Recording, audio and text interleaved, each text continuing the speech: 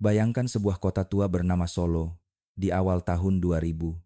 Kota ini selalu hidup, dari pagi hingga malam.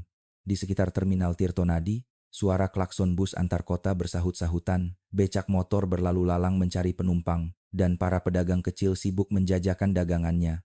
Di tengah hiruk-pikuk itulah berdiri sebuah warung sederhana yang namanya begitu melegenda, bakso asli Pak Sarman. Warung itu tak pernah sepi. Sejak matahari baru terbit sampai lampu-lampu jalan menyala di malam hari, antrean panjang selalu tampak di depan pintu kayunya. Anak sekolah dengan seragam lusuh, sopir bus yang singgah sebentar, keluarga sederhana yang ingin makan murah, hingga pejabat daerah yang diam-diam datang tanpa pengawal, semuanya rela menunggu demi semangkuk bakso panas. Kuahnya bening harum, baksonya bulat kenyal, dan harganya jauh lebih murah dibanding tempat lain. Orang percaya, inilah bakso paling jujur dan paling asli di Solo. Tapi, sahabat cerita, siapa sangka, di balik kepulan asap kuah yang mengepul dari dapur kecil itu tersimpan sebuah rahasia besar. Rahasia yang bila terbongkar, mampu mengguncang kepercayaan warga kota, membuat banyak orang merasa dikhianati. Di sudut warung, hampir setiap sore, selalu ada sosok renta bernama Mbah Juarsih. Rambutnya memutih, punggungnya sedikit bungkuk, dan tatapannya penuh kerinduan. Dengan uang pensiunan yang pas-pasan, ia bersyukur karena harga bakso Pak Sarman lebih murah dari tempat lain. Namun, bukan hanya soal harga. Setiap kali menyeruput kuah panas, kenangan masa lalunya menyeruak. Suami yang sudah tiada, anaknya yang merantau jauh dan jarang pulang. Bahkan, wajah putranya yang dulu hilang di Jakarta selalu muncul di benaknya. Baginya, semangkuk bakso bukan sekadar makanan, melainkan jembatan kecil menuju masa lalu yang hangat. Sementara itu, di bangku lain, ada seorang pemuda bernama Arif Santoso, mahasiswa teknologi pangan Universitas 11 Maret. Usianya baru 22 tahun, lahir dari keluarga sederhana. Ayahnya, Pak Roni, seorang pedagang sayur di Pasar Gede. Setiap subuh, dengan sepeda tuanya, ia berangkat membawa keranjang penuh sayuran segar. Ibunya, Bu Marni, sudah lama sakit-sakitan, sehingga lebih banyak berbaring di rumah. Meski hidup pas-pasan, keluarga itu selalu memegang satu nilai yang ditanamkan sejak kecil, kejujuran. Nak, berdagang itu bukan hanya soal untung. Lebih baik rugi sedikit daripada membuat orang lain sakit karena apa yang kita jual. Kalimat itu selalu terngiang di telinga Arif, menjadi pedoman hidupnya. Mungkin itulah sebabnya Arif begitu betah di warung bakso Pak Sarman. Setiap kali menyendok kuah hangat di udara Solo yang lembab, setelah hujan sore, tubuhnya terasa ringan. Namun, pada suatu sore, sesuatu membuatnya tertegun. Bakso yang ia gigit terasa terlalu kenyal, seratnya kasar, dan rasa gurihnya begitu kuat, bahkan cenderung berlebihan. Lidahnya sebagai mahasiswa pangan tak bisa dibohongi. Matanya kemudian terhenti pada sebuah pintu kecil di belakang warung. Pintu besi, selalu tertutup rapat, seakan menyimpan sesuatu. Orang lain sibuk bercanda dan menikmati bakso, tapi bagi Arif, pintu itu seperti bayangan yang terus memanggil-manggil. Hari-hari berikutnya, kegelisahan Arif makin menjadi. Ia duduk bersama Bagus Wiratama, sahabat sekos yang terkenal santai. Bagus menyantap bakso dengan lahap, sementara Arif sibuk mencatat tekstur dan warna daging di buku kecilnya. Bagus hanya tertawa, menepuk bahunya. Arif, makan saja. Jangan kebanyakan analisis. Kalau memang ada yang salah, pasti sudah ketahuan dari dulu. Kata-kata itu terdengar masuk akal. Tapi hati Arif tak bisa tenang. Malam itu, ia teringat wajah Mbah Juarsih yang selalu tersenyum bahagia setiap kali makan semangkuk bakso murah. Ia teringat ayahnya yang selalu berkata bahwa makanan adalah amanah, bukan sekadar barang dagangan. Dan ia bertanya-tanya dalam hati, apa yang sebenarnya ada di balik pintu besi itu? Pertanyaan itulah yang membuat hidup Arif berubah. Dari seorang mahasiswa biasa, ia perlahan masuk ke dalam pusaran rahasia gelap, sebuah perjalanan penuh risiko yang akan menguji keberaniannya, bahkan mengancam keselamatannya sendiri. Dan sahabat cerita, perjalanan itu baru saja dimulai. Hujan sore baru saja reda di Solo. Jalanan di sekitar terminal Tirtonadi masih basah. Lampu jalan memantulkan cahaya kekuningan di atas aspal. Dari kejauhan, suara klakson bus bercampur dengan teriakan kenek menawarkan jurusan. Di tengah hiruk pikuk itu, warung bakso Pak Sarman tetap ramai. Aroma kuah kaldu panas bercampur dengan bau asap kendaraan, menggoda siapapun yang lewat untuk singgah. Arif kembali duduk di bangku dekat jendela. Ia memperhatikan mangkuk bakso di hadapannya. Uap panas mengepul, tapi matanya justru terpaku pada pintu besi kecil di belakang warung. Pintu itu dingin, tertutup rapat, seolah menjaga sesuatu yang tidak boleh diketahui siapapun. Hari itu, ia tidak sendirian. Di sampingnya ada Bagus Wiratama, sahabat sekosnya. Bagus, dengan gaya santainya, langsung menyendok bakso dan mengunyah dengan lahap. Arif, sumpah, bakso ini enak banget. Kau tuh aneh, makan malah dicatat-catat. Arif tersenyum tipis, tapi tetap menuliskan sesuatu di buku kecilnya. Tekstur terlalu kenyal, warna pucat, rasa gurih berlebihan. Ia menutup buku cepat-cepat ketika Bagus menepuk bahunya sambil tertawa. Kau ini, kalau terus curiga, nanti kau dikira gila. Semua orang suka kok. Kalau ada yang salah, pasti sudah terbongkar dari dulu. Kata-kata Bagus seolah menenangkan, tapi tidak bagi Arif. Ada sesuatu yang terus mengganjal. Malam itu, saat ia kembali ke kos sederhana di dekat pasar, kegelisahannya makin besar. Yoga Prakoso, tetangga kosnya yang pendiam, tiba-tiba bergabung dalam obrolan ringan mereka. Dengan suara pelan, Yoga berkata, "Adikku dulu pernah kerja sebentar di dapur warung Pak Sarman, tapi cepat berhenti. Katanya aneh. Setiap kali diminta beli daging sapi di pasar, Pak Sarman melarang. Alasannya stok daging sudah ada dikirim malam-malam." Arif terdiam. Bagus tertawa kecil. "Ah, mungkin hanya soal pemasok langganan. Biasa saja itu." Namun bagi Arif, kalimat Yoga seperti potongan puzzle yang mulai menyatu dengan kecurigaannya. Malam itu, ia tidak bisa tidur. Bayangan pintu besi dan karung-karung daging misterius terus menari di kepalanya. Ia teringat wajah Mbah Juarsi, yang tiap sore duduk penuh keyakinan bahwa bakso itu halal dan sehat. Bagaimana kalau yang dimakan ternyata tidak sesuai dengan kepercayaan mereka? Pertanyaan itu membuat dada Arif sesak. Keesokan harinya, di kampus, ia mencoba berbicara dengan Lestari Kusuma, teman sekelas yang cerdas dan kritis. Mereka duduk di kantin yang ramai. Piring nasi hampir tidak tersentuh. "Tar, kau tidak merasa aneh dengan bakso di dekat terminal?" tanya Arif hati-hati. Lestari mengerutkan kening, lalu tertawa kecil. "Arif, itu bakso semua orang suka. Bahkan seorang food blogger terkenal sudah review dan bilang enak sekali. Kau terlalu serius. Nikmati saja." Arif menggeleng pelan. Ia tahu Lestari tidak melihat dari sudut pandangnya. Sebagai mahasiswa pangan, ia merasa punya tanggung jawab moral. Baginya, makanan bukan sekadar soal rasa, tapi soal kepercayaan dan amanah. Hari-hari berikutnya, kegelisahan itu makin tak tertahankan. Arif mulai membawa wadah kecil yang biasa ia gunakan untuk praktikum di laboratorium. Ia berniat mengambil sampel bakso secara diam-diam. Di satu sisi, ia ingin percaya bahwa semua baik-baik saja, tapi suara ayahnya kembali terngiang. "Nah, jangan pernah menjual sesuatu yang bisa menyakiti orang lain." Suatu malam, hujan turun deras membasahi Solo. Dari jendela kamarnya, Arif melihat lampu-lampu terminal berkelip samar. Ia menatap buku catatannya yang penuh coretan tentang rasa bakso. Di halaman terakhir, ia menulis dengan tangan gemetar, "Aku harus mencari tahu. Mungkin berbahaya, tapi diam berarti mengkhianati orang-orang kecil yang percaya." Malam itu, tekadnya mulai bulat. Ia tahu, cepat atau lambat, ia harus membuka pintu besi itu, meski berisiko mengubah hidupnya selamanya. Dan sahabat cerita, langkah kecil Arif menuju kebenaran baru saja dimulai. Pagi itu, Solo masih basah oleh sisa hujan semalam. Udara lembab menusuk, tapi langkah Arif mantap menuju kampus. Di dalam tasnya, terselip sebuah wadah kecil berisi beberapa butir bakso yang diam-diam ia ambil semalam dari warung Pak Sarman. Jantungnya berdegup setiap kali, membayangkan bahwa ia membawa sesuatu yang bisa mengguncang sebuah kota. Laboratorium teknologi pangan masih sepi ketika ia tiba. Hanya ada seorang asisten yang sedang membereskan meja praktikum. Dengan alasan latihan kecil, Arif meminta izin memakai peralatan sebentar. Asisten itu mengangguk, tak menaruh curiga. Arif mengeluarkan sampel bakso itu.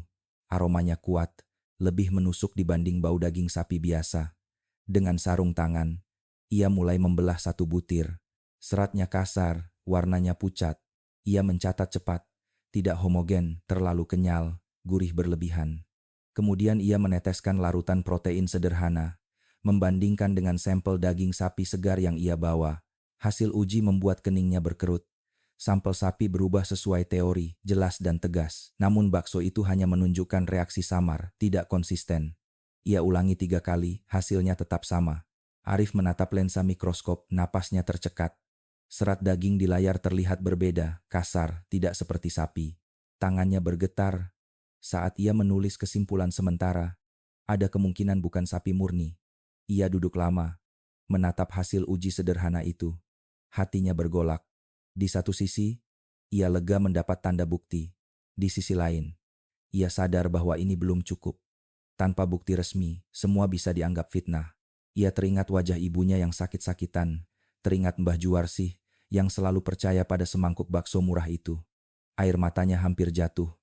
Malamnya, di kos, ia menceritakan temuannya kepada Bagus. Namun Bagus justru gelisah. "Arif, berhenti saja. Kalau kau terus menggali, bisa-bisa kau celaka. Orang seperti Pak Sarman itu punya banyak koneksi. Jangan main-main." Arif menggeleng pelan. "Gus, aku tidak bisa diam. Apa yang kulihat di laboratorium terlalu jelas. Ada sesuatu yang mereka sembunyikan." Bagus menatap sahabatnya lama, lalu menunduk. "Aku takut kehilanganmu, Rif. Tapi kalau kau memang mau terus maju, aku akan ada di sisimu." Beberapa hari kemudian, malam di Solo terasa lebih mencekam. Hujan deras baru saja reda, meninggalkan jalanan licin berkilau. Terminal Tirtonadi masih ramai dengan bus yang keluar masuk. Suara kenek memanggil penumpang. Di tengah hiruk pikuk itu, Arif berdiri di sebuah gang sempit di samping warung. Matanya menatap tajam ke arah pintu besi kecil di belakang. Pintu itu biasanya terkunci gembok besar, tapi malam itu, entah kenapa, hanya tertutup rapat tanpa kunci tambahan. Arif menelan ludah. Dengan senter kecil di tangan, ia perlahan mendorong pintu. Begitu terbuka, hawa dingin bercampur bau amis langsung menyergap. Ruangan sempit itu gelap, hanya rak kayu dengan karung-karung putih tersusun rapi. Di sudut, sebuah peti pendingin besar berdengung pelan. Suaranya membuat bulu kuduk berdiri. Arif mendekati salah satu karung. Dengan tangan gemetar, ia membuka ikatan plastiknya sedikit. Cahaya senter menyingkap potongan daging berwarna pucat keabu-abuan. Seratnya tidak beraturan, aromanya menusuk, membuat perutnya mual. Ia buru-buru mengambil foto dengan ponsel. Lalu ia beralih ke peti pendingin. Dengan hati-hati, ia membuka tutupnya. Semburan udara dingin bercampur bau anyir keluar, membuat tubuhnya menggigil. Di dalamnya, tersusun potongan besar, daging terbungkus plastik bening tanpa label. Ia buru-buru menutup kembali, lalu menyelipkan beberapa foto tambahan ke ponselnya. Namun tiba-tiba, suara langkah kaki terdengar dari arah dapur. Arif terperanjat. Ia segera mematikan senter dan bersembunyi di sudut gelap dekat peti pendingin. Pintu gudang berderit, cahaya lampu masuk. Siluet tubuh besar berdiri di ambang pintu. Suara berat itu terdengar jelas. "Siapa di dalam?" Itu suara Pak Sarman. Jantung Arif berdentum keras, keringat dingin mengalir di pelipis. Pak Sarman melangkah masuk, matanya menyapu ruangan dengan curiga. Tangannya membuka salah satu karung, lalu karung lain.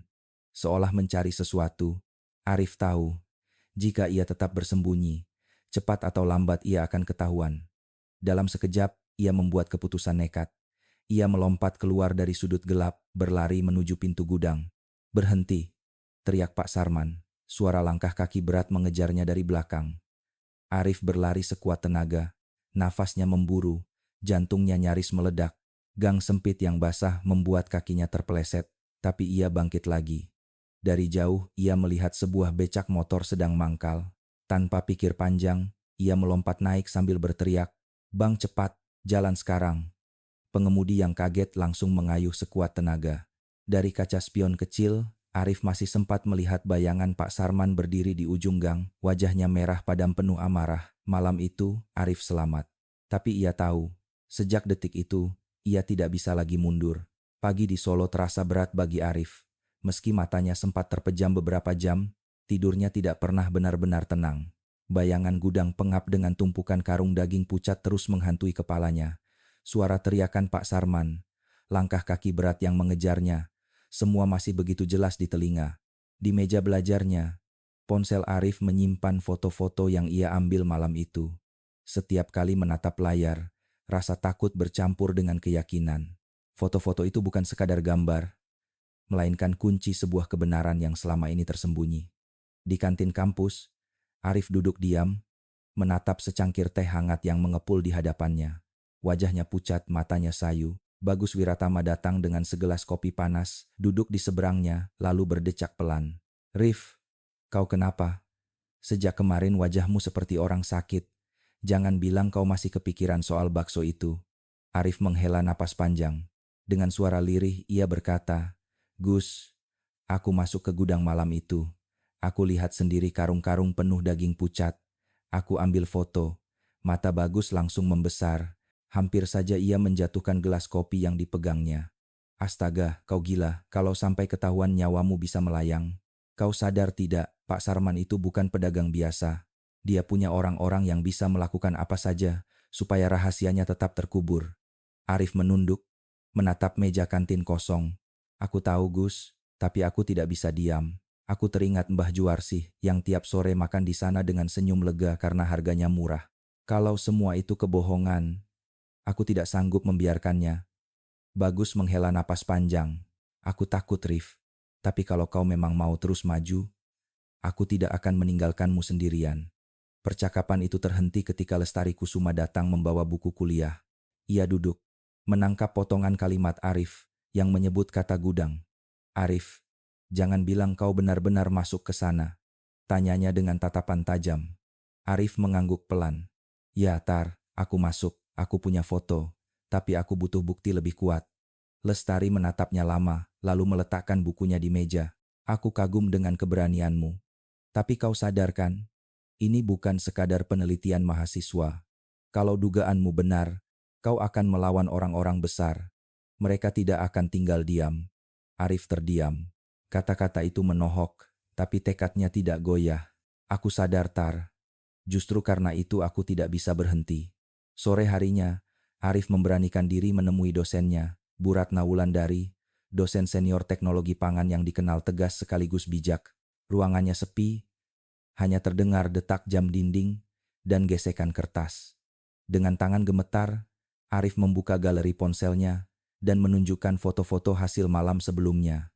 Bu Ratna menatap layar dengan wajah serius, lalu menghela napas panjang. "Arif, kalau yang kau lihat ini benar, ini memang serius. Tapi menuduh pedagang terkenal tanpa dasar ilmiah yang kuat, itu berbahaya. Bisa-bisa kau dianggap menyebar fitnah." Arif menunduk, suaranya bergetar tapi tegas. "Saya tahu, Bu. Justru itu saya datang ke sini. Saya tidak mau asal bicara, tapi saya juga tidak bisa diam. Setiap hari ada ratusan orang makan di warung itu, termasuk orang-orang tua seperti Mbah Juarsih. Kalau daging itu bukan sapi, mereka semua sudah ditipu." Bu Ratna mengangguk perlahan. "Kalau begitu, lakukan dengan benar.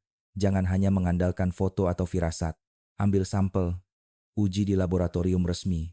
Kalau memang ada penyimpangan, barulah kau punya bukti yang tak bisa dibantah." Kalimat itu menancap dalam di hati Arif. Ia tahu jalan di depannya akan berat, tapi untuk pertama kalinya, ia merasa punya arah. Malam itu, ia duduk di kamar kos sambil menatap kotak sampel kecil di laci meja belajarnya. Jari-jarinya mengetuk permukaan meja berulang-ulang. Ada rasa takut, tapi juga dorongan kuat. Di luar, hujan rintik turun, menambah suasana tegang. Dari jendela, ia bisa melihat lampu-lampu terminal yang berkedip samar. Ia mengepalkan tangan, lalu berbisik dalam hati, "Aku harus terus maju, bukan lagi sekadar rasa penasaran. Ini kewajiban moral. Aku tidak bisa membiarkan kebohongan terus berjalan." Dan sahabat cerita, malam itu, Arif sudah memilih jalannya. Jalan yang penuh duri, tapi juga jalan menuju kebenaran. Hujan sore kembali menyelimuti Solo. Jalanan di sekitar terminal Tirtonadi licin. Lampu jalan berpendar kuning redup, memantulkan cahaya di atas aspal yang basah. Dari kejauhan, terdengar klakson bus, suara kenek memanggil penumpang, dan riuh pedagang kecil. Namun di tengah keramaian itu, hati Arif berdegup kencang. Malam ini, ia bertekad melakukan sesuatu yang bisa mengubah segalanya. Warung bakso Pak Sarman tetap ramai seperti biasa. Antrean panjang berderet hingga keluar pintu. Aroma kuah kaldu panas menguar, menggoda siapapun yang lewat. Seolah tidak ada rahasia yang tersembunyi di balik dinding sederhana itu. Arif melangkah masuk, berusaha tenang. Ia memesan 1 porsi bakso seperti pelanggan lain. Sambil menunggu, ia merasakan jantungnya berdegup cepat. Tangannya menggenggam erat sebuah tas kecil yang di dalamnya tersimpan wadah sampel steril, dibungkus dengan serbet agar tak mencurigakan. Ketika mangkuk bakso panas diletakkan di mejanya, Arif pura-pura sibuk menatap layar ponsel. Sambil menunduk, ia menyendok 2 butir bakso ke dalam wadah kecil, lalu menutup rapat dan menyelipkannya kembali ke dalam tas. Semua dilakukan hanya dalam hitungan detik, tanpa seorang pun memperhatikan. Lestari, yang ikut bersamanya malam itu, sempat melirik curiga. "Rif, kau apa-apaan? Kau benar-benar gila." Arif tersenyum tipis, menutupi kegugupannya. "Aku hanya butuh bukti." "Tenang saja." Malam itu, setibanya di kos, Arif segera mengunci pintu rapat-rapat. Ia mengeluarkan wadah kecil itu, menatap 2 butir bakso yang masih mengepulkan aroma kuat. Ia memasukkannya ke dalam kotak berisi es kecil, agar tetap segar hingga keesokan hari. Ia duduk lama di depan meja belajar, menatap laci yang kini menyimpan rahasia besar. Dalam hatinya, suara ayahnya kembali bergema. "Nak, jangan pernah menjual sesuatu yang bisa menyakiti orang lain." Kata-kata itu membuat dadanya sesak sekaligus semakin teguh. Keesokan paginya, Arif berangkat lebih awal ke kampus. Laboratorium masih sepi. Dengan izin asisten, ia melakukan uji sederhana sekali lagi. Hasilnya tetap sama. Reaksi protein tidak sesuai dengan daging sapi. Seratnya kasar, pola proteinnya berbeda. Tangannya bergetar ketika ia menulis catatan. Kemungkinan besar ada campuran daging lain, bukan sapi. Namun ia sadar, uji sederhana ini belum cukup. Semua bisa dianggap tidak sah. Ia butuh hasil resmi dari lembaga pemerintah. Itulah satu-satunya cara agar kebenaran tidak bisa dibantah. Sore harinya, ia menemui Bu Ratna di ruang dosen. Dengan wajah pucat, ia menunjukkan hasil catatan dan wadah sampel. Bu Ratna menatapnya lama, lalu berkata dengan suara berat, "Arif, dari data ini jelas ada perbedaan. Tapi untuk memastikan, kita perlu uji DNA di laboratorium resmi. Itu satu-satunya bukti yang tidak bisa dibantah." Arif menelan ludah. "Berarti, saya harus membawa sampel ini ke sana kan, Bu?" Bu Ratna mengangguk. "Ya, tapi jangan gegabah. Ingat, ini bukan lagi sekadar penelitian mahasiswa. Kalau ketahuan, risikonya besar. Pastikan kau tidak sendirian." Malam itu Arif duduk di beranda kosnya. Angin lembab berhembus pelan, membawa aroma tanah basah sisa hujan. Dari kejauhan, lampu-lampu terminal berkelip samar. Tangannya menggenggam kotak sampel erat-erat. Dalam hatinya, ia berbisik, "Aku tahu, jalan ini penuh bahaya. Tapi kalau aku berhenti sekarang, artinya aku membiarkan kebohongan terus berjalan. Dan itu sama saja dengan mengkhianati pesan ayah." Di luar sana, warung bakso Pak Sarman masih ramai, penuh tawa dan kehangatan semu. Tak seorang pun menyangka bahwa di dalam tas seorang mahasiswa sederhana tersembunyi sebuah rahasia yang sebentar lagi bisa mengguncang kota. Dan sahabat cerita, malam itu, Arif tahu, langkah kecilnya sudah berubah menjadi perjalanan panjang menuju kebenaran yang penuh risiko. Pagi itu, langit Solo mendung, udara masih lembab sisa hujan malam sebelumnya. Arif berdiri di depan gedung laboratorium Fakultas Teknologi Pangan, wajahnya pucat tapi langkahnya mantap. Di dalam tas kecilnya, tersimpan wadah berisi potongan bakso yang ia ambil dengan penuh risiko. Rasanya seperti membawa bom waktu yang setiap saat bisa meledak. Bagus dan Lestari menemaninya. Mereka tahu sahabatnya itu tidak bisa dibiarkan berjalan sendiri. Sesampainya di parkiran kampus, sebuah mobil sedan tua berwarna perak sudah menunggu. Dari dalam, Bu Ratna Wulandari melambaikan tangan. "Cepat masuk, kita tidak boleh buang waktu," katanya singkat. Sepanjang perjalanan menuju laboratorium pemerintah daerah, suasana di dalam mobil begitu hening. Hanya suara mesin dan deru lalu lintas yang terdengar. Arif duduk diam di kursi belakang, memegang tasnya erat-erat, seolah takut rahasia itu bisa terlepas kapan saja. Sesampainya di gedung bercat putih bertuliskan Balai Pengujian Pangan dan Veteriner, suasana langsung terasa berbeda. Aroma disinfektan menusuk hidung, pegawai berseragam putih lalu lalang membawa map dan tabung uji. Atmosfernya serius, penuh aturan. Bu Ratna memperkenalkan Arif kepada kepala laboratorium, seorang pria paruh baya berkacamata bernama Pak Hadi Wirawan. Mereka berjabat tangan singkat, lalu Bu Ratna berkata dengan suara tegas, "Pak, ini mahasiswa bimbingan saya. Dia membawa sampel penting yang harus diuji segera." Pak Hadi mengangguk. "Baik, mari masuk." Di ruang pengujian, Arif menyerahkan wadah itu dengan kedua tangan. Pak Hadi membukanya, menatap potongan daging di dalamnya dengan ekspresi datar. "Kalian yakin ini dari warung yang dimaksud?" tanyanya. Arif menunduk lalu mengangguk. "Saya yang mengambilnya sendiri, Pak." Tanpa banyak bicara, Pak Hadi memerintahkan tim analis untuk memproses sampel. Tabung-tabung kecil mulai dipindahkan, mesin laboratorium berdengung, monitor menampilkan angka-angka. Bagi Arif, setiap bunyi mesin itu terdengar seperti dentuman takdir. Mereka menunggu berjam-jam. Arif berdiri di sudut ruangan dengan wajah tegang, sementara Lestari berusaha menenangkannya dengan menggenggam lengannya. Bagus mondar-mandir, tak sabar menunggu hasil. Bu Ratna tampak tenang, meski sesekali melirik jam tangan. Akhirnya, seorang analis muda datang membawa map. Ia menyerahkannya kepada Pak Hadi, lalu pergi tanpa sepatah kata. Suasana ruangan seketika hening. Pak Hadi membuka map itu, membaca sebentar, lalu menghela napas panjang. Hasil awal sudah keluar. Semua mata tertuju padanya. Pak Hadi menatap mereka satu persatu sebelum berbicara. Sampel ini terbukti bukan daging sapi. Arif merasa tubuhnya melemah. Meski ia sudah lama menduga, mendengar pernyataan resmi itu membuat dadanya sesak. Dengan suara hampir berbisik, ia bertanya, "Lalu, daging apa sebenarnya, Pak?" Pak Hadi menutup map perlahan. "Mayoritas daging babi. Ada indikasi campuran dari sumber lain yang belum jelas. Uji lanjutan masih diperlukan. Tapi satu hal pasti, ini bukan sapi." Ruangan mendadak sunyi. Bagus terpaku dengan wajah pucat. Lestari menutup mulut, menahan syok. Sementara, Arif hanya bisa menunduk. Bayangan Mbah Juarsih muncul di benaknya, seorang nenek renta yang dengan penuh keyakinan menyuapkan setiap sendok bakso ke mulutnya. Air mata hampir jatuh. Bu Ratna akhirnya angkat bicara. "Pak Hadi, mohon simpan hasil ini dengan aman.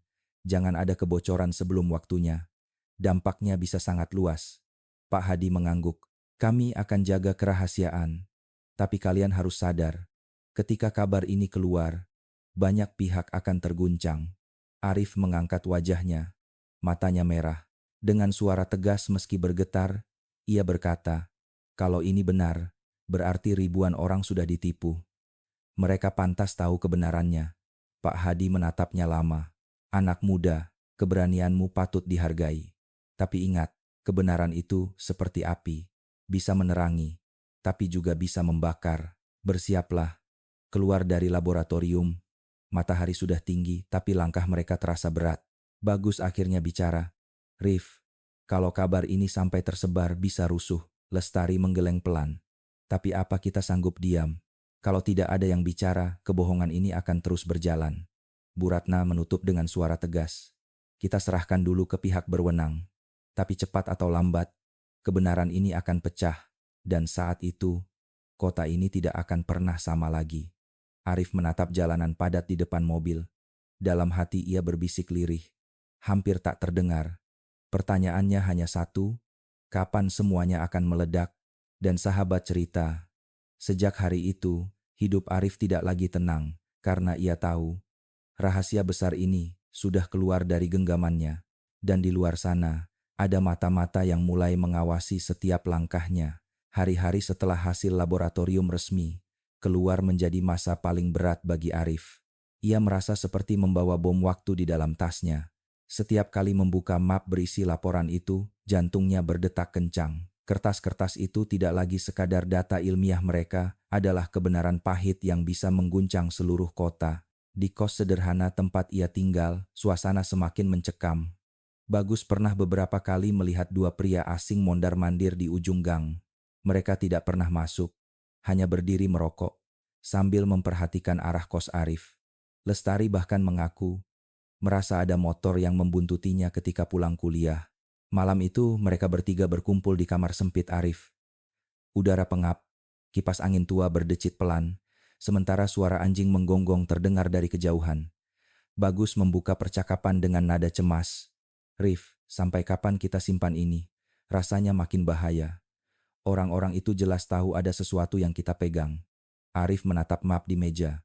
Matanya lelah, tapi sorotnya tegas. Aku tahu Gus, tapi kalau kita sembarangan bicara sekarang, mereka bisa menuduh kita fitnah. Kita butuh momen yang tepat. Lestari duduk di kursi kayu, memeluk buku catatannya erat-erat. Dengan suara pelan, ia berkata, "Aku dengar minggu depan, ada festival kuliner Nusantara di alun-alun Solo. Banyak media dan pejabat akan hadir. Termasuk, tentu saja, warung bakso milik Pak Sarman. Mungkin itu kesempatan." Ruangan mendadak sunyi. Arif menatap Lestari, wajahnya ragu. Kalau kita bongkar di sana, semua orang bisa tahu sekaligus. Tapi risikonya besar. Kita bisa dianggap sengaja menjatuhkan. Belum sempat mereka membicarakan lebih jauh, ponsel Arif bergetar. Ternyata pesan dari Bu Ratna. Suaranya lewat telepon terdengar khawatir. "Arif, jangan bertindak sendiri. Kalau memang ingin mengungkap, pastikan ada bukti nyata dan lakukan di tempat terbuka, di mana pihak berwenang hadir. Itu satu-satunya cara agar suara kalian tidak bisa ditekan." Arif mengangguk meski Bu Ratna tak bisa melihat. "Baik Bu, saya mengerti." Setelah telepon ditutup, suasana kamar masih tegang. Bagus berjalan mondar-mandir, Lestari menunduk gelisah, sementara Arif duduk diam, menatap map di meja seakan benda itu bisa berbicara. Tiba-tiba suara kecil terdengar di depan pintu. Arif menoleh cepat. Ia berdiri, berjalan pelan, lalu melihat sebuah amplop tipis yang tergelincir masuk dari celah bawah pintu. Tangannya bergetar ketika mengambilnya. Di atas kertas putih itu, hanya ada satu kalimat pendek dengan tinta hitam tebal. "Berhenti. Sebelum semuanya terlambat." Tidak ada tanda tangan, tidak ada nama. Arif menunjukkan kertas itu kepada Bagus dan Lestari. Wajah mereka langsung pucat. Mereka sudah tahu, gumam Bagus lirih. Arif meremas kertas itu hingga kusut. Matanya merah, tapi suaranya tegas. "Kalau kita mundur sekarang, artinya kita biarkan orang-orang kecil terus makan sesuatu yang mereka tidak tahu. Aku tidak bisa." Lestari menatapnya dengan mata berkaca-kaca. "Tapi jangan nekat sendirian, Rif. Kita harus cerdas. Jangan sampai keberanianmu berubah jadi kebodohan." Malam itu, tidak ada yang bisa tidur. Dari luar, suara motor terdengar berhenti sebentar, lalu melaju lagi. Seolah ada yang sengaja mengawasi. Setiap bayangan yang lewat di bawah cahaya lampu jalan, membuat dada mereka berdebar. Di rumahnya yang sederhana di pinggiran kota, Pak Roni dan Bu Marni juga merasakan kegelisahan. Bu Marni duduk di beranda, wajahnya cemas. "Aku takut sesuatu terjadi pada Arif," bisiknya. Pak Roni menatap langit malam yang kelam, lalu menjawab lirih. "Anak itu keras kepala, tapi dia jujur. Doakan saja Marni. Doakan supaya Tuhan melindunginya."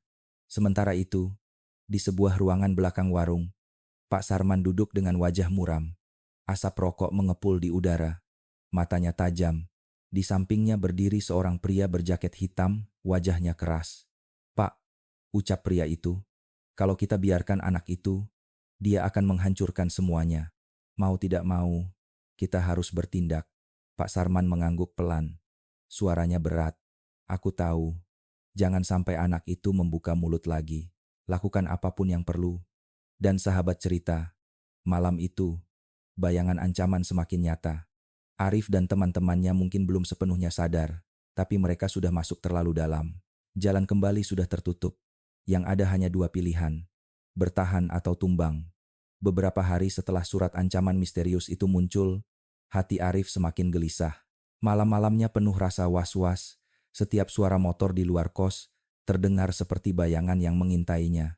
Ia tahu dirinya sedang diawasi. Untuk menenangkan hati, ia memutuskan pulang sejenak ke rumah orang tuanya di pinggiran Solo.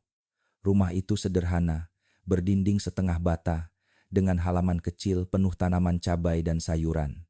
Saat melangkah masuk, Arif disambut senyum hangat ibunya, Bu Marni. Meski wajahnya pucat karena sakit yang tak kunjung sembuh, matanya berbinar melihat anak sulungnya pulang. "Nak, kau tampak lelah sekali. Ada apa sebenarnya?" tanya Bu Marni sambil menepuk tangan Arif. Arif menatap ibunya lama. Hatinya perih. Ia ingin jujur, tapi tak sanggup menceritakan semua. Ia hanya berkata pelan, "Bu, kalau suatu hari nanti ada kabar besar tentang bakso terkenal di kota ini, Jangan kaget. Aku hanya ingin orang tahu kebenarannya. Belum sempat Bu Marni bertanya lebih jauh. Suara pintu berderit. Ayahnya, Pak Roni, baru saja pulang dari pasar. Bajunya basah oleh keringat, tangannya masih memegang keranjang kosong. Ia berhenti sejenak, menatap Arif dalam-dalam. Arif, katanya dengan suara berat, kalau ini soal kejujuran, ayah selalu mendukungmu. Tapi dengar baik-baik, orang yang hidup dari kebohongan tidak akan tinggal diam. Kalau kau ingin bicara, lakukan di tempat yang penuh saksi. Pastikan ada bukti resmi di tanganmu. Jangan pernah hadapi mereka sendirian. Kata-kata itu menusuk hati Arif. Ia menunduk, merasakan getaran dalam dadanya. Nasihat itu bukan hanya peringatan, tapi juga arah baru. Keberanian saja tidak cukup, ia butuh strategi agar kebenaran tidak berakhir dengan kehancuran dirinya. Malam itu, mereka duduk bertiga di beranda rumah. Angin malam berhembus pelan, membawa aroma tanah basah dari kebun belakang. Suara jangkrik bersahutan, seolah menambah rasa hening. Pak Roni menyalakan rokok kretek, asapnya membubung ke langit gelap. Nah, ucapnya, hidup kadang menuntut kita memilih jalan yang paling sulit. Kalau kau yakin ini benar, lakukanlah. Tapi ingat, keberanian tanpa perhitungan hanya akan membawa celaka.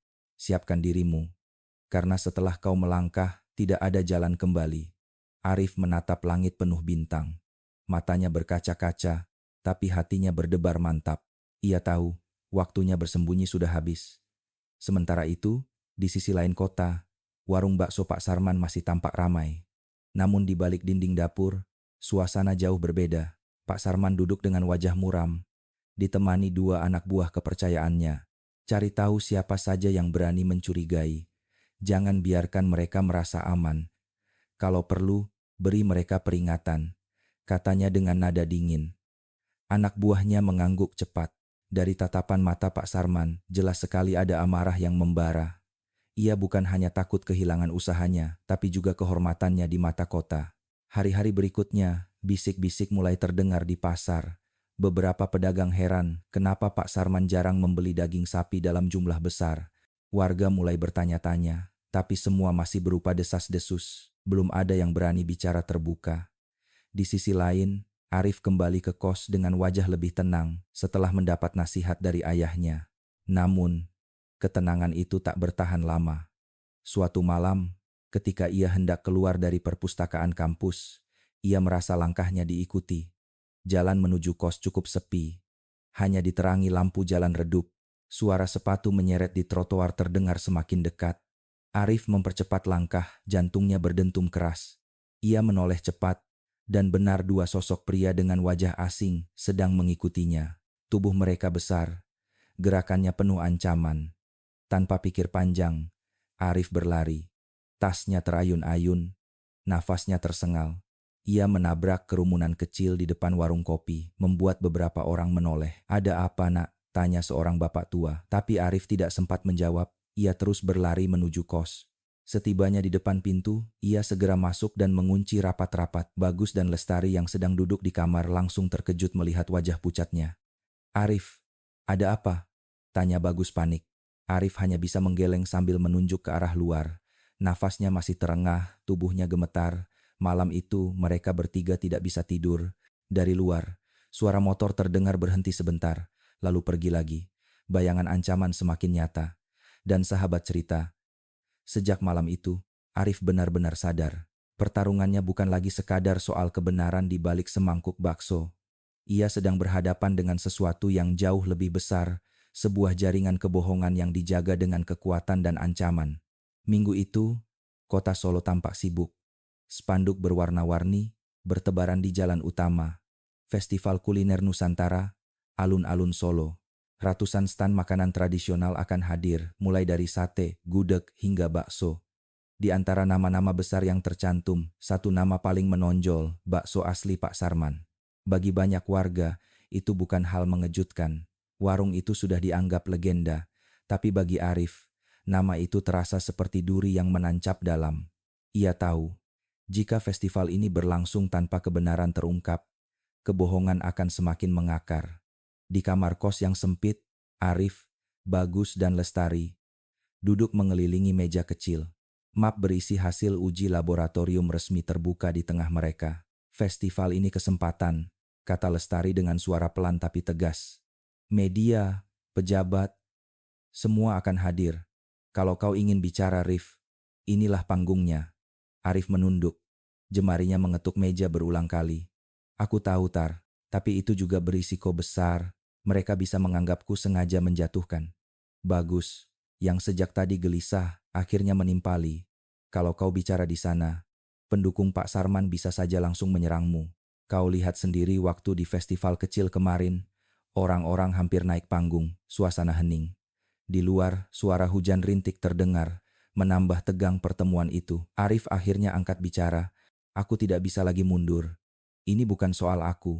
Ini soal orang-orang kecil yang sudah terlalu lama ditipu. Kalau aku diam, artinya aku ikut menipu mereka. Bagus menutup wajah dengan kedua tangan. Kau keras kepala sekali, Rif. Tapi nada suaranya bukan lagi marah melainkan pasrah. Kalau begitu, kita harus punya rencana. Jangan biarkan kau berdiri sendirian di panggung itu. Malam itu, mereka membuat strategi.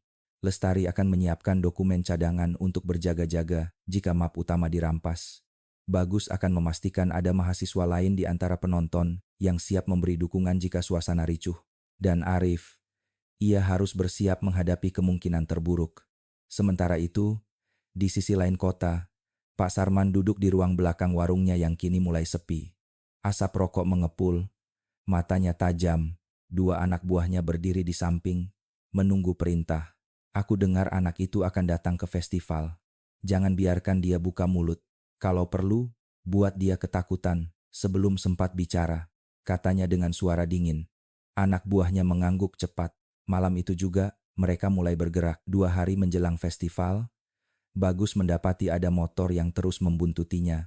Ketika pulang kuliah, ia mempercepat langkah, berpura-pura tidak peduli, tapi keringat dingin bercucuran di pelipisnya. Di lain waktu, Lestari mendapati tasnya diobrak-abrik ketika ia sedang mengikuti kuliah umum. Tidak ada yang hilang, tapi jelas ada yang mencari sesuatu. Rif, ini sudah gawat, mereka tahu kita bergerak, kata Bagus dengan wajah pucat. Arif menggenggam erat map yang selalu ia bawa di dalam tas. Semakin mereka menakut-nakuti, semakin aku yakin ini harus keluar. Kalau tidak, sampai kapanpun kebohongan itu akan terus hidup. Hari berganti cepat. Akhirnya, tibalah pagi festival. Alun-alun Solo penuh sesak oleh ribuan orang. Bendera, lampion, dan spanduk menghiasi udara. Suara gamelan berpadu dengan teriakan pedagang. Bau sate dan gorengan memenuhi udara. Di panggung utama, para pejabat duduk rapi di kursi barisan depan. Media lokal berjejer dengan kamera, siap meliput. Stan bakso Pak Sarman paling ramai, antrean panjang tak pernah putus. Senyum Pak Sarman tampak hangat saat menyapa pelanggan, tapi di baliknya ada tatapan mata tajam penuh perhitungan. Arif berdiri di tepi panggung, tangannya gemetar memegang map. Bagus dan Lestari di sisinya, wajah tegang tapi penuh dukungan, nafasnya memburu. Di hadapannya, ribuan pasang mata menunggu hiburan. Ia tahu, begitu melangkah, tidak ada jalan mundur. Pembawa acara mulai memanggil nama-nama pedagang yang akan menerima penghargaan. Ketika nama Pak Sarman disebut, sorak-sorai menggema. Ia melangkah ke panggung dengan senyum lebar, menerima sertifikat simbolis. Saat itulah Arif melangkah maju. Suaranya gemetar, tapi cukup keras untuk didengar. Maaf, saya harus bicara sesuatu. Ini penting. Untuk semua warga Solo. Kerumunan langsung gaduh. Beberapa orang terdiam, sebagian berbisik-bisik. Mata Pak Sarman membelalak. Senyumnya hilang seketika. Arif mengangkat map tinggi-tinggi. Saya membawa hasil pemeriksaan resmi. Bakso yang selama ini kita banggakan bukan terbuat dari sapi. Ini bukti ilmiahnya. Kerumunan sontak heboh. Ada yang terkejut, ada yang berteriak marah. Sebagian lain menolak percaya. Media berebut maju. Kamera menyorot. Polisi yang berjaga naik ke panggung, berusaha meredam kekacauan. Pak Sarman menatap Arif dengan wajah merah padam. Senyum dingin perlahan muncul di sudut bibirnya. Bagi banyak orang, itu hanya sekilas ekspresi. Tapi bagi Arif, tatapan itu jelas sekali. Sebuah ancaman. Dan, sahabat cerita, di tengah riuh sorakan dan cemooh, pertarungan sesungguhnya baru saja dimulai. Alun-alun Solo yang semula penuh tawa mendadak berubah riuh. Sorakan bercampur cemooh. Sebagian orang berteriak mendukung Arif, sebagian lain marah, menganggapnya fitnah. Suara ibu-ibu, bapak-bapak, mahasiswa, dan pedagang bercampur jadi satu, menciptakan kekacauan yang menegangkan. Kalau benar, kami berhak tahu, teriak seorang ibu dari barisan depan, suaranya bergetar antara marah dan kecewa. Fitnah, jangan hancurkan nama baik kota ini, teriak seorang pria paruh baya yang tampak sebagai pelanggan setia Pak Sarman. Media langsung bergerak. Kamera dan mikrofon menyorot Arif, sementara Bagus dan Lestari berdiri di sisinya. Wajah tegang tapi tetap memberi dukungan. Pak Sarman, dengan senyum kaku yang dipaksakan, melangkah maju ke mikrofon. Anak muda, apa maksudmu berdiri di sini membuat keributan di acara resmi seperti ini? Suaranya bergetar, tapi penuh amarah. Kalau benar ada bukti, tunjukkan di sini. Jangan hanya berteriak. Arif menelan ludah. Tangannya terangkat. Map berisi hasil laboratorium resmi, ia sodorkan ke arah polisi yang berjaga. Ini Pak, bukti resmi dari Balai Pengujian Pangan. Periksa dan bandingkan. Saya tidak datang untuk fitnah. Saya datang untuk kebenaran. Kerumunan semakin gaduh. Polisi segera mengambil map itu, mengangkatnya tinggi agar jelas terlihat, lalu berkata dengan suara lantang, "Dokumen ini akan kami amankan. Besok akan ada klarifikasi resmi dari Balai Pangan Kota." Semua pihak harap menahan diri. Kerumunan mulai sedikit reda, meski masih ada suara-suara tidak puas. Beberapa orang berteriak mendukung Arif, sementara yang lain melontarkan kata-kata kasar. Anak-anak kecil menangis ketakutan, beberapa pedagang buru-buru menutup stand mereka. Pak Sarman menatap Arif dengan wajah merah padam. Dari bibirnya muncul senyum tipis, senyum dingin yang hanya Arif bisa mengerti. Itu bukan sekadar ekspresi marah, melainkan sebuah peringatan. Kau akan menyesal. Ketika polisi mengawal Arif turun dari panggung, suasana semakin panas. Ada tangan-tangan asing yang mencoba meraih bajunya. Ada teriakan ancaman yang menghantam telinganya. Bagus segera meraih lengan Arif, menariknya menjauh. Cepat Rif, jangan lama-lama di sini. Lestari menggenggam erat tas, berisi dokumen cadangan. Nafasnya tersengal, wajahnya pucat. Orang-orang itu, mereka tidak akan berhenti sampai kita bungkam. Di sisi lain panggung, wartawan terus mengabadikan momen itu. Foto Arif berdiri dengan map di tangan langsung, tersebar di media sosial, menciptakan gelombang perdebatan. Ada yang menyebutnya pahlawan, ada pula yang menuduhnya pencari sensasi. Malam itu, ketika festival usai, suasana kota tidak benar-benar tenang. Di warung kopi, di terminal, di pasar, semua orang hanya membicarakan satu hal. Keberanian seorang mahasiswa menghadang pedagang legendaris di depan ribuan orang. Di kos sempitnya, Arif duduk diam di kursi kayu. Tangannya masih gemetar. Bagus mondar-mandir, wajahnya penuh cemas. "Rif, kau sadar tidak, tadi nyawamu bisa hilang. Orang-orang itu hampir menyerangmu." Arif menghela napas panjang. "Aku tahu, Gus. Tapi bukti itu sudah di tangan polisi. Cepat atau lambat, kebenaran akan keluar." Lestari menatapnya lama, matanya berkaca-kaca. "Tapi kau lihat sendiri, Sarman tidak akan tinggal diam." Tatapan matanya, itu bukan hanya marah. Itu ancaman, Rif. "Nyawamu benar-benar dalam bahaya." Arif terdiam. Ia menatap keluar jendela, melihat jalanan yang gelap. Dalam hati, ia tahu Lestari benar. Pertarungan ini baru saja dimulai, dan taruhannya kini bukan lagi sekadar reputasi atau nama baik. Taruhannya adalah hidup dan mati. Sementara itu, di ruang belakang warung yang kini mulai sepi, Pak Sarman duduk dengan wajah kelam. Gelas kopinya diletakkan keras di meja.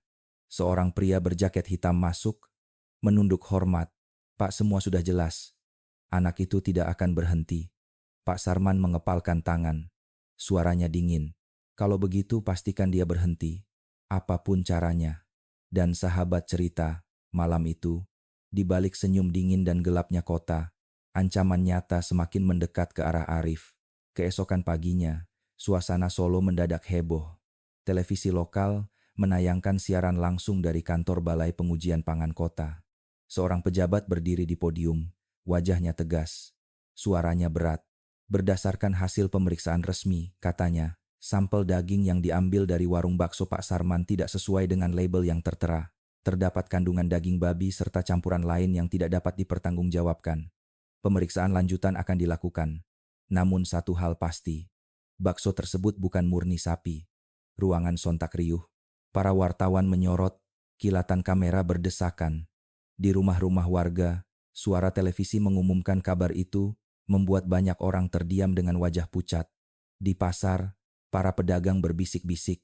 Kalau benar begitu, bagaimana mungkin kita tidak tahu selama ini, kata seorang ibu penjual sayur. Seorang bapak tua menggeleng, wajahnya kecewa. Berarti kita sudah makan daging yang bukan sapi, puluhan tahun, tanpa sadar. Di rumahnya, Mbah Juarsi, pelanggan setia yang hampir setiap sore, makan bakso di sana, hanya bisa menatap kosong. Mangkok kosong di meja depannya terasa seperti pengkhianatan. Air matanya jatuh tanpa ia sadari. Aku kira aku sedang makan dengan syukur, bisiknya lirih. Ternyata yang masuk ke tubuhku, bukan yang aku kira. Sementara itu, di kampus, nama Arif menjadi bahan perbincangan. Ada yang menyebutnya pahlawan, ada pula yang menuduhnya mencari sensasi. Di lorong fakultas, mahasiswa berbisik ketika ia lewat. Ada tatapan kagum, tapi juga tatapan sinis. Di ruang dosen, Bu Ratna menatap Arif dengan campuran bangga dan khawatir. Arif, aku bangga padamu. Kau berani berdiri di depan ribuan orang. Tapi kau harus lebih hati-hati. Setelah ini, Sarman tidak akan tinggal diam. Kau sudah menyentuh sumber rezekinya, taruhannya nyawamu. Arif hanya mengangguk, wajahnya tegas meski hatinya gentar. Malamnya, di kos kecil itu, suasana mencekam. Dari jendela, Bagus melihat dua motor berhenti sebentar di ujung gang, lalu melaju lagi. Lestari mendengar suara langkah kaki mondar-mandir di luar pintu. Rif, kita diawasi, kata Bagus dengan suara berbisik. Aku yakin itu orang-orangnya Sarman. Arif duduk di kursi, menatap map yang kini sudah bukan rahasia lagi. Aku tahu, Gus, tapi apapun yang terjadi, aku tidak menyesal. Kebenaran sudah keluar. Itu yang paling penting. Lestari mendekat, menatapnya dengan mata basah. Tapi bagaimana kalau mereka benar-benar menyerangmu? Apa kau siap? Ini bukan lagi soal keberanian, Rif. Ini soal hidupmu. Arif terdiam. Nafasnya berat, matanya kosong. Namun perlahan ia menjawab, kalau aku mundur, artinya aku mengkhianati semua orang yang percaya pada kejujuran. Aku lebih takut pada penyesalan daripada ancaman. Di sisi lain kota, warung bakso Pak Sarman yang dulu selalu ramai kini berdiri sepi. Papan namanya diturunkan. Pintunya tertutup rapat. Namun di ruang belakang, Pak Sarman duduk dengan wajah kelam, asap rokok mengepul. Seorang pria berjaket hitam berdiri di hadapannya. Pak, katanya lirih, kabar ini sudah menghancurkan nama besar warung. Tapi anak itu, dia yang jadi sumber masalah. Mau tidak mau, kita harus pastikan dia bungkam. Pak Sarman mengepalkan tangan. Matanya merah menyala. Aku tidak akan biarkan seorang mahasiswa kecil merusak semuanya. Pastikan dia menyesal. Dan sahabat cerita, malam itu di kamar kosnya yang redup, Arif menatap langit-langit dengan mata terbuka. Ia tahu, pertempuran ini belum selesai. Kebenaran memang sudah muncul, tapi kebohongan yang telah lama berakar tidak akan tumbang begitu saja. Di luar sana, bayangan ancaman semakin dekat. Pertanyaannya bukan lagi apakah ia berani melawan melainkan berapa lama ia bisa bertahan. Malam itu, udara Solo terasa berat. Jalan menuju kos Arif sepi, hanya diterangi lampu jalan redup yang sesekali berkedip. Arif baru pulang dari perpustakaan, tasnya penuh dengan buku. Namun langkahnya mendadak terasa berat ketika ia menyadari suara sepatu menyeret di belakangnya. Ia menoleh cepat. Dua pria berjaket hitam mengikuti dari kejauhan. Wajah mereka keras, tatapan matanya tajam. Arif mempercepat langkah, jantungnya berdentum keras. Suara langkah itu ikut mempercepat, semakin dekat, semakin menghantui. Arif berlari, nafasnya terengah, tasnya terayun-ayun. Jalanan sempit di samping deretan rumah kos terasa panjang. Dari jauh, ia melihat sebuah warung kopi yang masih buka. Ia menabrak kerumunan kecil di depan, membuat kursi hampir terbalik. Ada apa, nak? Tanya seorang bapak tua kaget. Arif tak sempat menjawab. Ia terus berlari ke arah kos, membuka pintu dengan tangan gemetar, lalu menguncinya rapat-rapat. Bagus dan Lestari yang menunggu di dalam terlonjak kaget melihat wajah pucatnya. Rif, apa yang terjadi? Tanya Lestari panik. Arif menggeleng, tubuhnya masih bergetar. Mereka mengikuti aku. Malam itu, mereka bertiga duduk tanpa bicara. hanya mendengarkan suara motor yang berhenti sebentar di luar, lalu melaju lagi. Bayangan ancaman kini bukan sekadar firasat, melainkan nyata. Keesokan paginya, kampus heboh. Media sosial dipenuhi perdebatan tentang kasus bakso Pak Sarman. Ada yang menghujat Arif, menyebutnya pembuat onar. Tapi semakin banyak yang mendukungnya, menyebutnya pahlawan kejujuran. Di kantin kampus, sekelompok mahasiswa mendekat ke meja Arif. Salah satunya, seorang mahasiswa teknik bernama Rama, berkata lantang, "Arif, kau tidak sendirian. Kalau mereka berani menyentuhmu, kami semua ada di belakangmu." Arif terdiam, matanya berkaca-kaca. Dukungan itu bagai cahaya kecil di tengah malam gelap yang menyesakkan. Namun bayangan bahaya tetap mengintai. Sore itu, ketika Arif hendak keluar dari kelas, ia menemukan selembar kertas tergelincir di meja. Tulisannya singkat dan tajam. "Berhenti sekarang, atau keluargamu yang akan menanggung akibatnya." Tangannya bergetar. Ia meremas kertas itu, wajahnya tegang. Bagus mendekat, membaca tulisan itu, lalu berseru marah. "Ini sudah keterlaluan. Mereka bukan hanya mengincarmu, Rif, tapi keluargamu juga." Arif menutup mata sejenak. Bayangan wajah ibunya yang sakit-sakitan dan ayahnya yang bekerja keras di pasar muncul di kepalanya. Ada rasa takut yang menusuk, tapi juga kemarahan yang membara. "Aku tidak bisa mundur," katanya pelan tapi tegas. "Kalau aku diam, kebohongan ini akan terus berjalan. Dan keluargaku, mereka pasti lebih kecewa kalau aku menyerah." Sementara itu, di rumahnya yang sederhana, Pak Roni duduk di beranda, menatap jalanan sunyi. Ia tahu anaknya sedang menghadapi badai besar. Ketika seorang tetangga datang membawa kabar bahwa Arif diancam, wajahnya muram tapi tidak gentar. "Anak itu keras kepala," katanya lirih. "Tapi ia menegakkan kebenaran. Selama aku masih bernapas, aku akan berdiri di belakangnya." Hari-hari berikutnya ketegangan semakin nyata. Suatu malam, ketika Arif berjalan pulang bersama Bagus dan Lestari, sebuah motor melaju pelan di belakang mereka. Tiba-tiba, pengendara itu melempar botol kaca yang pecah di dekat kaki Arif. Mereka bertiga terperanjat. "Peringatan!" teriak salah satu dari mereka. Lalu motor itu melaju kencang meninggalkan jejak teror di jalan. Lestari menjerit kecil, wajahnya pucat. Bagus mengepalkan tangan, marah bercampur takut. Arif menatap pecahan kaca di tanah, napasnya berat. "Mereka pikir aku akan berhenti karena ini?" gumamnya pelan. Namun jauh di dalam hati, ia tahu pertarungan ini sudah sampai di titik paling berbahaya. Di sisi lain kota, Pak Sarman duduk di ruang belakang warung yang kini sepi. Papan nama besar bakso asli Pak Sarman sudah diturunkan. Ia menatap kosong, wajahnya muram, tapi di balik itu ada bara dendam yang makin menyala. "Kalau anak itu tidak berhenti," katanya pelan, "maka kita pastikan dia tidak akan pernah bicara lagi." Dan, sahabat cerita, malam itu, Arif berdiri di jendela kamarnya, menatap langit Solo yang mendung. Suara motor masih terdengar di kejauhan, seperti bayangan yang tak mau pergi. Namun di balik ketakutan itu, ada keyakinan yang semakin menguat. Ia tahu, kebenaran memang mahal harganya, tapi jika ia mundur sekarang, seluruh perjuangan akan sia-sia. Pertarungan belum berakhir. Justru, inilah saatnya menuju akhir yang menentukan. Beberapa minggu setelah ancaman demi ancaman menghantui, akhirnya kabar besar itu benar-benar pecah. Balai Pangan Kota mengumumkan hasil akhir uji laboratorium resmi. Daging yang digunakan di warung bakso Pak Sarman terbukti bukan sapi. Hasil uji DNA mengonfirmasi adanya kandungan daging babi serta campuran daging lain yang tidak sesuai label. Dengan ini, usaha tersebut dinyatakan melanggar hukum dan akan ditutup permanen. Pengumuman itu mengguncang seluruh kota Solo. Orang-orang terdiam menatap layar televisi, sebagian menangis kecewa, sebagian lain hanya bisa menggelengkan kepala. Di pasar, para pedagang saling berbisik, wajah mereka penuh rasa malu sekaligus marah. "Selama ini kita dibohongi," kata seorang bapak sambil menepuk dahinya. "Ya Allah, aku sering beli buat anak-anak," bisik seorang ibu, matanya basah. Warung bakso yang dulunya ramai itu kini berdiri sepi, pintunya dipaku, papan namanya diturunkan. Para tetangga hanya melintas sambil menunduk seperti menatap kuburan dari sebuah kebohongan panjang. Pak Sarman, sang pemilik, duduk di ruang sidang dengan wajah kusut.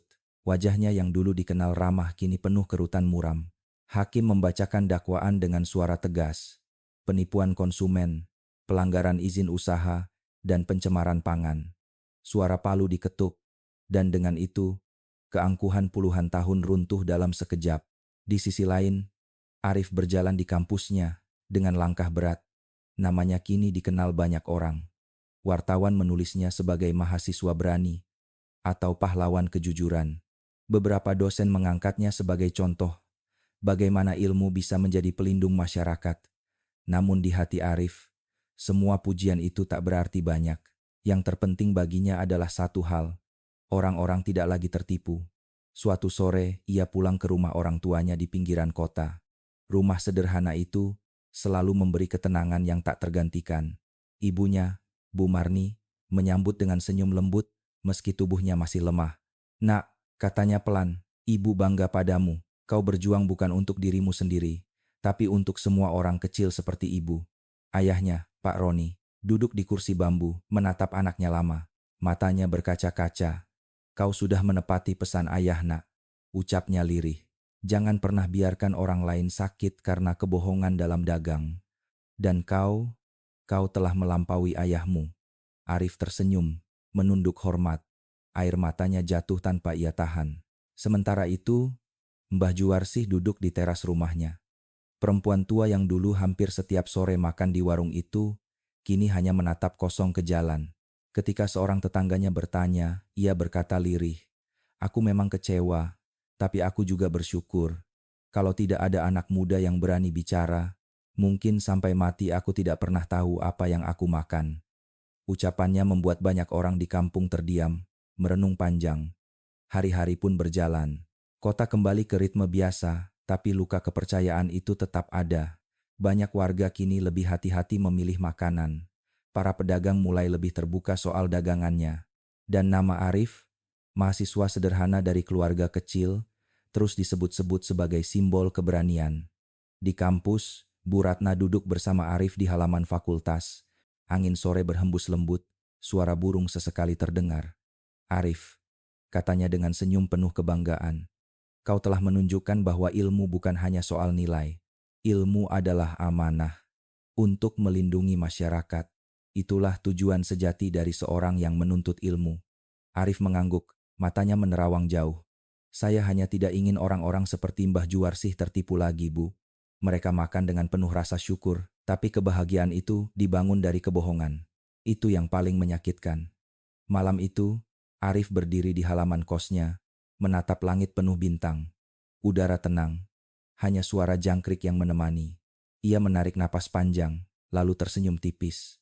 Perjalanan itu memang melelahkan, penuh ancaman, penuh ketakutan. Tapi kini, hatinya damai. Ia percaya, kebenaran memang mahal, tapi selalu lebih kuat daripada kebohongan, sebesar apapun ia ditutupi.